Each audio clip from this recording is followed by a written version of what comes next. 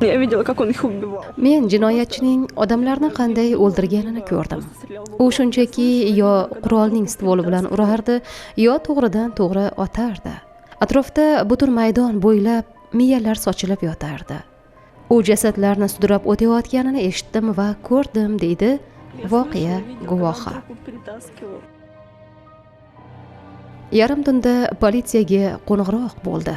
Dahshatdan nafasi tiqilib qolgan bir qiz shunday dedi: "Yordam bering, bizni o'ldirishyapti."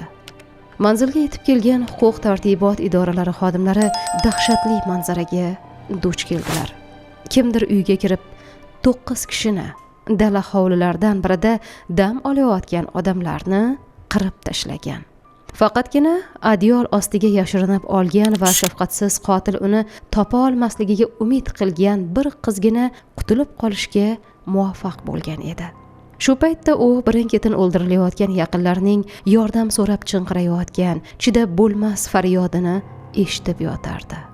Bu syujet ko'proq dahshatli film ssenariysiga o'xshaydi, ammo unday emas. Holat real hayotda bo'lgan voqea. Uyga kirgan politsiyachilar butun xizmat faoliyati davomidagi eng dahshatli manzaraga duch keldilar. Juda ko'p qon, bir-birining ustida onadan tug'ilgandek holatda yotgan 9 jasad. Halok bo'lganlardan biri Alek qo'llari bilan o'ziga qabr qazishga majburlangan. U sayyoz chuqur qazishga ulgurgan. Shundan so'ng uni o'ldirishgan.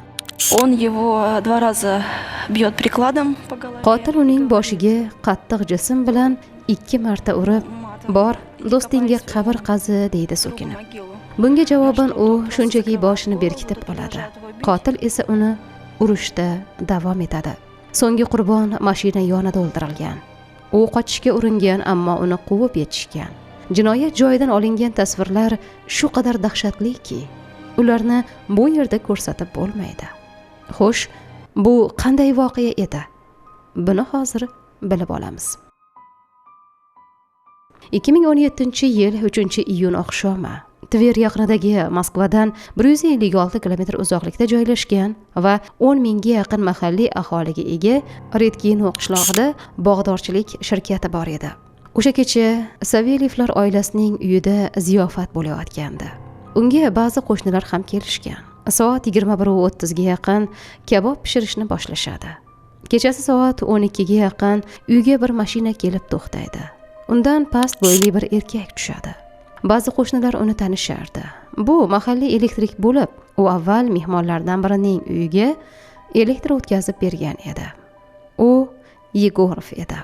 Erkak Savelyevlar oilasi bilan salomlashib o'zini tanishtiradi. Uning oldiga uy egalari chiqishdi.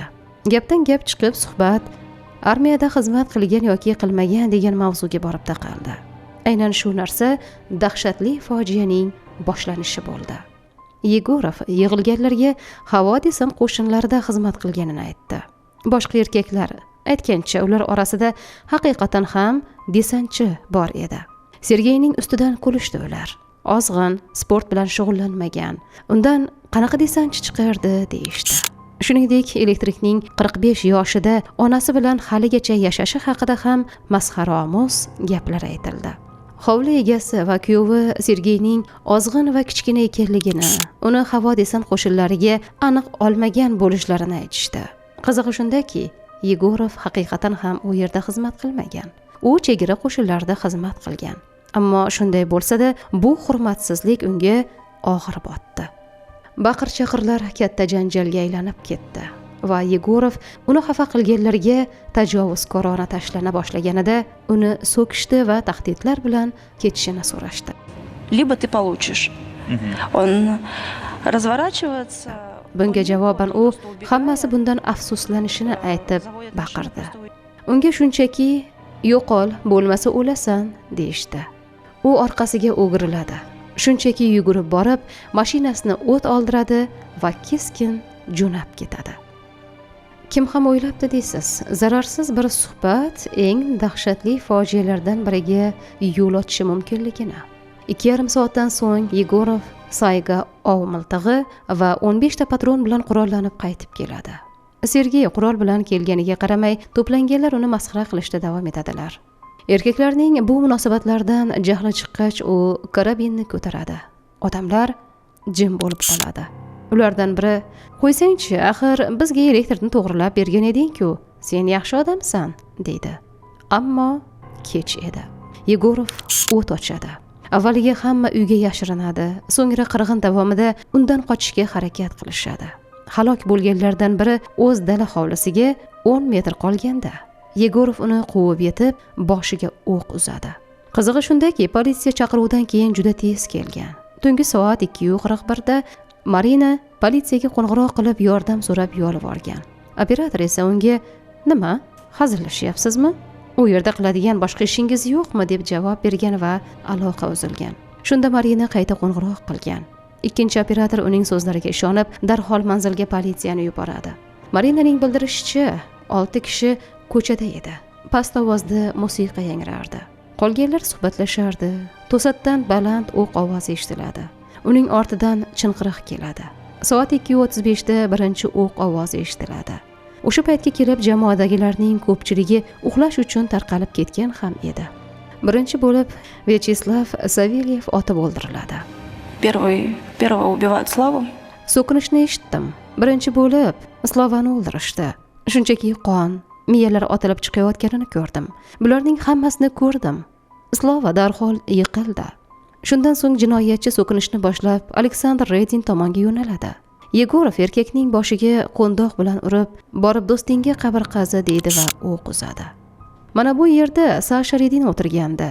Bu aynan Yegorov otgan ikkinchi odam. Avval u uni miltiq stvol bilan urgan. Keyin sochidan ushlab, yiqitib, shu yerga sudrab olib kelgan. Va mana shu yerda u Sashani to'g'ridan to'g'ri otib tashlagan, deydi voqea guvohi Marina. Aynan shu paytda Marina politsiyaga qo'ng'iroq qiladi va darhol 3-chi o'q ovozi eshitiladi. Bu galgi qurbon Pavel Smirnov bo'ldi. Ayollar jinoyatchidan ularni o'ldirmaslikni yolvorishadi. Farzandlari borligini aytishadi. Yegorov ularga qabr qazishni buyurib, uyga kirib ketadi. Marina bilan birga karavotda it bor edi. Baxtiga hayvon ham ovoz chiqarmaydi. Odatda mening itim irillashni, ovozini ko'tarishni boshlardi. Men uning qulog'iga "Benya, jim, faqat jim" dedim. Hayotimda birinchi marta itning nafasini ushlab tura olganini ko'rdim. Bu haqiqatan ham shunday bo'ldi, deydi Marina. Ayvonga kirib Yegorov uyning ichkarisini taqillatdi.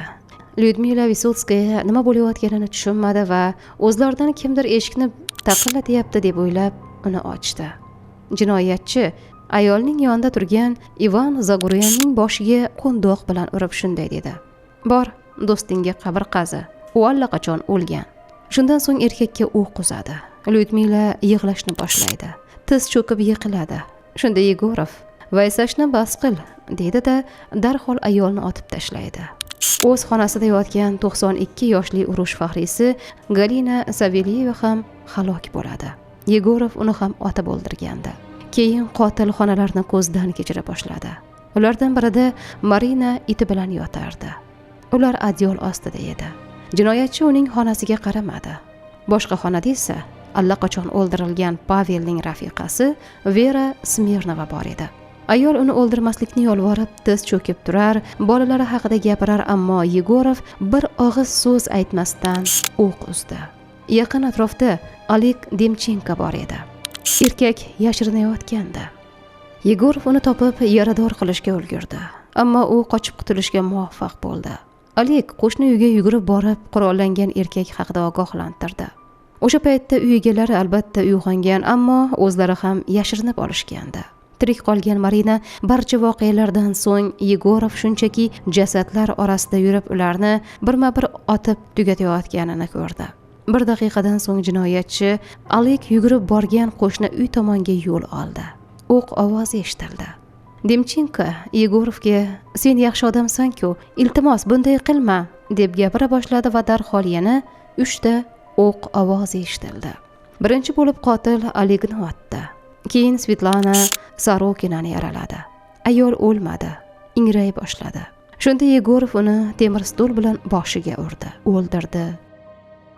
Keyin qurollangan erkak Savelyevlar hovlisiga qaytib, allaqachon o'lganlarning har biriga yana qaytadan o'q uzdi.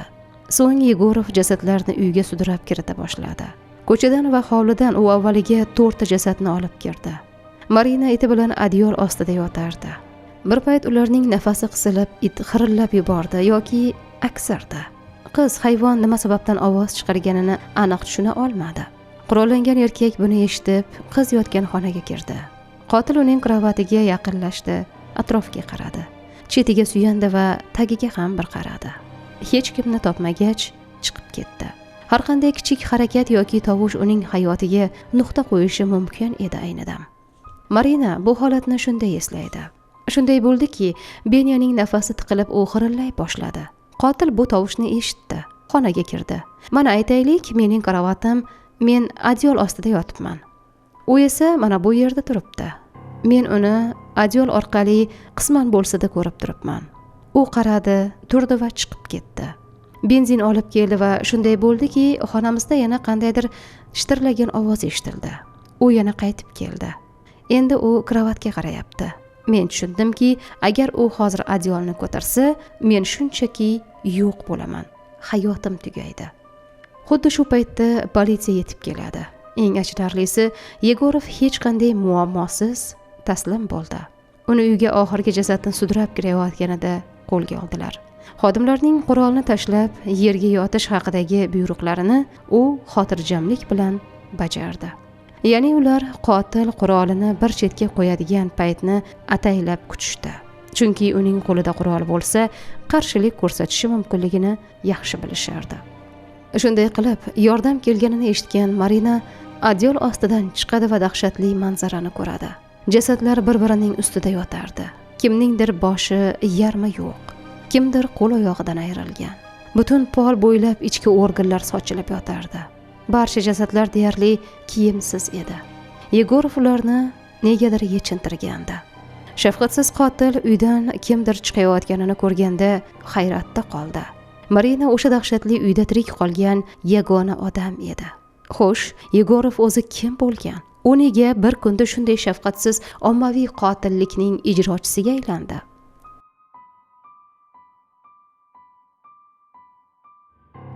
Sergey Yegorov 1972-yil 19-yanvarda xristianlarning suvga cho'qintirish bayrami kunida tug'ilgan. Keyinchalik uning Lyosha ismli ukasi tug'iladi. Bolaligida Yegorov tengdoshlariga namuna bo'ladigan bola edi. Yaxshi o'qidi, 20 yoshgacha ichmadi, chekmadi. Qo'shnilar va tanishlar uni bosiq fe'l-atvorga ega o'spirin sifatida yaxshi ta'riflashgan. Biroq u juda odamovi edi. Uning bo'yi 155 sm bo'lib, bu erkak kishi uchun nisbatan past edi. Maktabda shu sababli uni doim masxara qilishardi. Bola nosog'lom oilada o'sgan. Otasi doim ichar, o'zi shundoqqina kichkina va nimjon bo'lgan onasiga esa qo'l ko'tarardi. Yegorov esa bularning hammasini kuzatib turar, ammo hech narsa qila olmasdi. U onasini aqldan ozgudek yaxshi ko'rar va uni xafa qilishlariga yo'l qo'ymasdi. Yegorovning o'zi tan olishicha, u bolaligidanoq odamlar uchun foydali biror narsa qilishni xohlagan. Shunday qilib u 19 yoshida armiyaga ketadi. Xizmatdan qaytgach, bir ayol bilan tanishib, u bilan birga yashay boshlaydi. Keyinchalik ularning qizi dunyoga keladi. So'ngra oilaga dars ketadi. Sergey onasining yoniga yashash uchun qaytib keladi. Turmush o'rtog'i va qizi esa Moskvada qoladi. Biz tasvirlayotgan ushbu voqea bo'lgan paytda esa qizi universitetda o'qirdi. Yegorov ushbu voqeadan oldin hech qachon jinoiy javobgarlikka tortilmagan. Psixonevrologik dispanserda hisobda turmagan. Barcha tashqi belgilarga ko'ra u oddiy va sog'lom odam bo'lgan. Tayinli ishi bor edi. Ichardi, lekin ba'zan oz-ozdan. Fojiadan bir necha hafta oldin Yegorov o'zi yashaydigan bog'dorchilik shirkatiga elektrik bo'lib ishga joylashadi. Mahalliy aholi undan doimo spirtli ichimlik hidi kelib turishini, ammo o'zini risoladagidek tutishini ta'kidlashgan. Elektrik kelgan, lekin u endigina tayinlangan edi. Taxminan 2 hafta oldin. Shunchaki hisoblagichlarni, ko'rsatkichlarni olish uchun kelgan, dedi shirkat vakillaridan biri. U umuman qanday ko'rinishda edi? U qandaydir noodatiy odamdek tasavvur qoldirganmi, balki asabiydek ko'ringan bo'lishi mumkin-ku. U kelganida undan spirtli ichimlik hidi juda anqib turardi xolos, boshqa hech narsa noodatiy emasdi, dedi yana shirkat vakili. Yegorovning shirkatda Zemlyanichniya ko'chasida o'z hovlisi bor edi va u yerda onasi bilan yashardi. Dahshatli fojia paytida Yegorovning o'sha qishloqda yashaydigan ayoli bor edi. Olga Sadiqova Sergeyning vazmin, bosiq va xotirjam odam bo'lganini aytib berdi. U erkakda hech qanday e'tiborni tortadigan jihatni sezmagan. Eri unga hech qachon qo'l ko'tarmagan. Tanishlari yordam so'raganda u doim yordam berardi. Uni araschi deb bo'lmasdi yoki qasoskor deb ham. O'smirlik davrida Sergey otasi va onasi bilan yashaganida ota-onasi o'rtasida janjal kelib chiqib, shundan so'ng erkak xotini va o'g'lini qishda ko'chaga haydab yuborgan. O'shanda ularni Yegorovning xolasi o'z uyiga kiritgan. Ammo Sergey otasidan qasos olishini aytgan. Biz bu haqda bejiz aytmadik. Bu voqeani Sergey allaqachon voyaga yetgan 40 yoshli erkak bo'lganida aytib bergan. Bu unga juda qattiq ta'sir qilgan va u buni butun umri davomida unutmagan. Hibsga olingandan so'ng erkak o'sha kecha bayram qilayotgan odamlar uning onasini haqorat qilgani va u bilan yashayotgani uchun kulgani haqida ishontirishga urindi. Ehtimol otasi bilan bo'lgan voqea kabi u bu voqeani ham unuta olmagan. Faqat bu safar haqorat qilganlarni kechirim so'rashga majbur qilishga qaror qilgan. Uning so'zlariga ko'ra, u miltiqni olib, Savaliyevlar hovlisiga ularni kechirim so'rashga majbur qilish uchun borgan, ammo yetib kelgach o'zini boshqara olmagan. U o'z kuchini va onasini xafa qilganlardan ustunligini his qilib, g'azabga to'ladi. Jinoyatchining quroli aslida qonuniy tartibda olingan. U bilan ba'zan ovga chiqib turardi. Uning miltig'i borligini bilarmidingiz? Ha, ko'rganman, ko'rsatgan. Ko'rganmisiz? Ya'ni u maqtanib yurgandir balki. Yo'q, bir marta ro'yxatdan o'tkazayotganida ko'rsatgandi, shunchaki. Maqtanmagan ham. Shunchaki gap orasida ov haqida suhbat boshlanib qoldi. Mana men ham ov qilmoqchi edim, degan. Ehtimol Yegorov o'zini qahramon, himoyachi deb o'ylagandir, lekin aslida shafqatsiz qotil edi. Sergeyning tanishlari uning juda mehribon va bezarar inson ekanligini, bunday dahshatli jinoyatga qo'l urishi uchun uni shu darajaga olib kelib qo'ygan bo'lishlari kerakligini ta'kidlashardi. Men Sergeyni mehribon inson sifatida bilardim. Ya'ni agar undan yordam so'rashsa, u hech qachon rad etmagan bo'lardi. U haqda yomon gap ayta olmayman. U hayotdan xafa bo'lgan bir inson edi ham deya olmayman, bunga tilim bormaydi. Mehribon, ko'ngli ochiq odam edi. Keyinroq yangi holatlar ham ma'lum bo'ladi.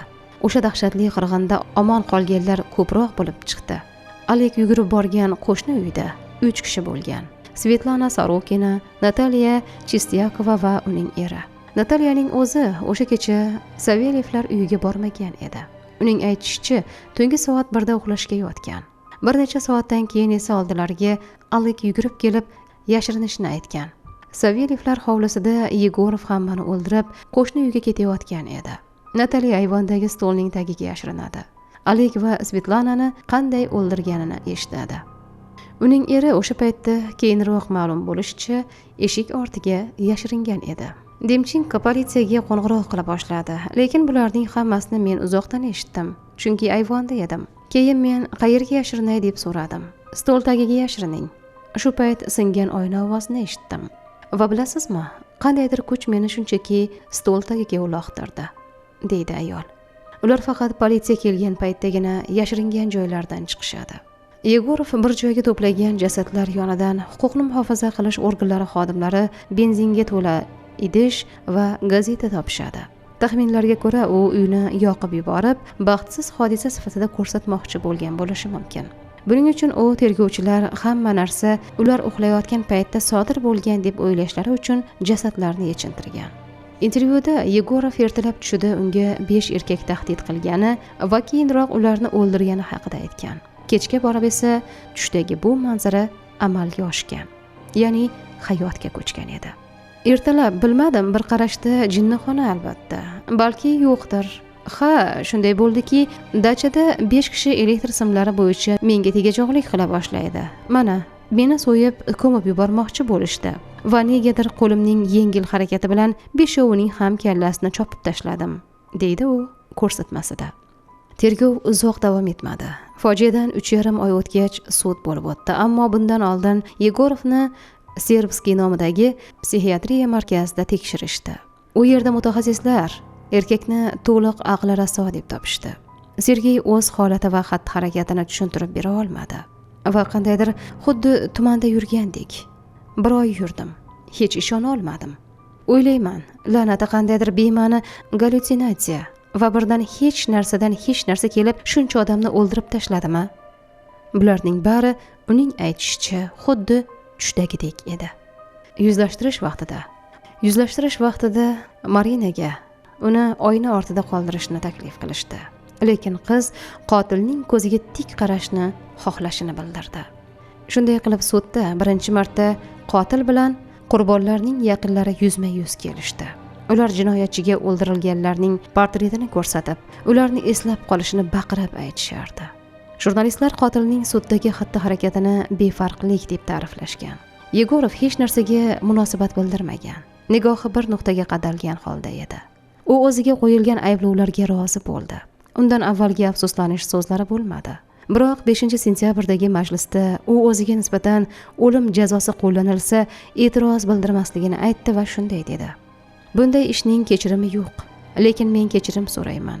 Jazoni qabul qilishga tayyorman. Oxirgi marta aytmoqchiman. Kechiringlar. Men o'ldirdim. O'zim ham nima uchunligini bilmayman, lekin men o'ldirdim ularni." 2017-yil 12-sentyabrda 45 yoshli Sergey Yegorov umrbod ozodlikdan mahrum qilish jazosiga hukm qilindi. Jinoyatchi hukmni tik turib tingladi. Oxirgi so'zida yana kechirim so'radi. Jabrlanuvchilar foydasiga 10,5 million rubl miqdorida ma'naviy zararni qoplash tayinlandi. Hukmni o'qish 2 soatdan ortiq davom etdi. Sudya o'qotar quroldan yetkazilgan jarohatlar tavsifi aktlarini o'qiyotganda o'ldirilganlarning onalari o'zlarini yomon his qilishdi. Hukmni tinglash paytida Yegorov xotirjam o'tirdi. Hissiyotlarini namoyon qilmadi. 2017-yil 21-sentyabrda Yegorov apellyatsiyaga berib, jabrlanuvchilarning noqonuniy xatti-harakatlari va huquqni muhofaza qilish organlari bilan hamkorlik qilganini yengillashtiruvchi holatlar sifatida ko'rsatib, umrbod qamoq jazosini 20 yil ozodlikdan mahrum qilish bilan almashtirishni so'radi. Apellyatsiya qanoatlantirilmasdan qoldirildi. 2-noyabr kuni intervyuda Yegorov shunday degan: "Apellyatsiyaga kelsak, men hech narsadan umidvor emasman. Hamma beradi. Men ham berdim. Bu yerda nimadan umid qilish mumkin? Hukm adolatli. Agar insoniy nuqtai nazardan qarasak, menga yo umrbod qamoq yo oliy jazo berilishi kerak edi. Lekin oliy jazo nimaligini bilasizmi? Bu menimcha yengil hukm. Umrimning qolgan qismini o'tirib, azob chekib o'tkazishim kerak." Sergey Yegorov Orenburg viloyatidagi Qora delfin deb ataladigan qamoqxonaga etap qilindi. Keyinroq Yegorov jurnalistlarga agar xafa qilganlar onasini haqorat qilgani uchun darhol uzr so'raganlarida edi, bularning hech biri o'lmasligini aytgan. Chunki uning birovga zarar yetkazish niyati bo'lmagan. O'ylaymizki, siz uchun Marinaning keyingi hayoti nima bo'lgani va o'sha dahshatli fojia ta'siridan qanday chiqqani ham qiziq. Marinaga yigitini yo'qotishni yengish juda qiyin bo'ldi, lekin vaqt o'tishi bilan yengillashdi. Vaqt har nega davo deyishadi-ku. Marina, aytingchi, shunday narsani boshdan kechirib psixologga murojaat qildingizmi? Umuman qanday yengyapsiz bu qalb og'riqlarini? Afsuski, birorta ham psixolog menga yordam bera olmadi. Psixologga murojaat qildim, lekin depressiyadan onam, qo'shnilarim va advokatim olib chiqishdi. Shuningdek, do'stlarimdan 1-2 kishi. Menga yordam berganlar sanoqli edi. Agar avvallari faqat og'riqdan yig'lagan bo'lsam, hozir ko'pincha uning hayotimda bo'lgani qanchalik yaxshi ekanligi haqida o'ylayman. Men unga hamma narsa uchun minnatdorchilik bildiraman, deb tan oladi u. Bu so'zlar Marinaning yigiti Vyacheslav Savelyev haqida edi. Sevgan insonining o'limidan so'ng u o'qishni deyarli tashlab qo'ygandi, lekin baribir oliy ma'lumot oldi. Uning karyerasi tezda yuqoriga ko'tarildi. 2023-yil dekabr oyi oxirida Marina savdo do'koni egasiga aylandi. 2019-yilda qizning hayotida yana bir quvonchli voqea yuz berdi. U turmushga chiqdi. Marina ancha vaqtgacha hech kim bilan uchrashmayman deb o'ylagandi. Uning bo'lajak eri avvaliga unga shunchaki do'stdek tuyuldi. Ammo keyinroq ular o'rtasida to'y bilan yakunlangan ishqiy munosabatlar boshlandi. Bir necha yildan so'ng er-xotinning Miron ismli o'g'li tug'ildi. O'sha paytda Marina o'zini mutlaqo baxtli his qildi. Mening ajoyib akalarim, onam, farzandlarim, ishim va itim bor. Oxir oqibat men tirikman. Menga baxt uchun bundan ortig'i kerak emas, degan edi u. Keyinchalik Marinaning turmushidan ajragani, o'g'lini yolg'iz tarbiyalayotgani haqida ham ma'lumotlar keladi. Lekin u eri bilan aloqada bo'lib turardi. Nima bo'lganda ham 21 yoshida boshdan kechirgan shunday dahshatli fojiadan so'ng u hayotni davom ettira olgani albatta tahsinga loyiq. Men shunchaki, men hech kimga, hech qachon siz sevgan insonlarni yo'qotishni tilamayman. Ayniqsa bunday vaziyatda. Bir tomondan men aytaman, nega men o'shanda Vyacheslavning yonida emasdim? Yaxshisi u bilan birga o'sha yerda bo'lganimda edi. O'lgan bo'lsak ham nima bo'pti, lekin birga bo'lardik-ku. Boshqa tomondan esa Xudo meni nima uchundir tirik qoldirgan. 9 nafar begunoh inson. Ular qotilga yolvorishdi. U esa razil shunchaki hammani otib tashladi. Va men qanday tirik qolganimni bilmayman. Bilmayman, deydi Marina. Albatta, hayotda shunday voqealar bo'ladiki, ba'zan bizning g'azabimiz katta bir fojialarga yo'l ochishi mumkin. Ogoh bo'ling va xulosa chiqaring. Fikrlaringizni izohlarda yozib qoldirishni unutmang. Jinoyat olami kanalini qo'llab-quvvatlayotgan barcha muxlislarimizga, obunachilarimizga o'z tashakkurimizni bildiramiz.